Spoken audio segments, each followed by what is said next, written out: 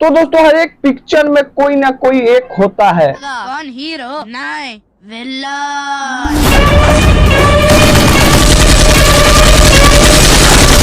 जब कोई शेर लंगड़ा हो जाए तो शिकार करना नहीं भूलता है भैया जी। और मैं आप लोगों को बता दूं कि आप तो जानते हैं खेसारी लाल यादव अभी फंसे हैं एग्रीमेंट में, जो कि Khesari Lal Yadav global music junction से फंसे एग्रीमेंट में, जो कि Khesari Lal Yadav global music junction में कुछ मतलब अफरा तफरी मच रहा है। और खेसारी लाल यादव तो जानते हैं 30 सितंबर 2025 तक गाना नहीं गा पाएंगे, और इसी में खेसारी लाल यादव एक दिमाग लगा दिया है। अब तो जानते हैं खेसारी लाल यादव का एक फिल्म आ रहा है संघर्ष 2, जो कि सबसे भोजपुरी का सबसे ज्यादा महंगा फिल्म आ रहा है, और उसी का डायरेक्टर है रत्नाकर कुमार।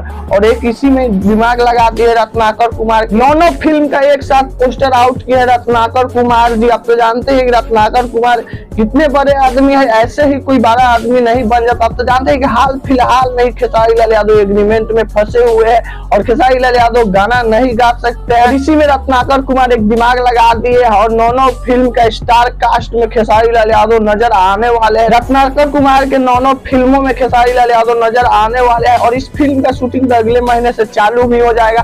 अब बताते हैं खेसारी लाल यादव इसमें गाना कैसे मतलब कि गा पाएंगे। मेरे दोस्त मैं आप लोगों को बता दूं कि ग्लोबल म्यूजिक जंक्शन वाला सिर्फ खेसारी लाल यादव पर बैन लगाया है कि खेसारी लाल यादव गाना नहीं गा सकते हैं दूसरे किसी चैनल पर। फिल्म का गाना तो खेसारी लाल यादव रिलीज कर सकते हैं ना, जैसे कि खेसारी लाल यादव का नौ मतलब कि फिल्म आ रहा है जिसमें 40 से 45 गाना होगा खेसारी लाल यादव का, और खेसारी लाल यादव हर एक महीने मतलब कि 4 से 5 गाना रिलीज कर सकते हैं।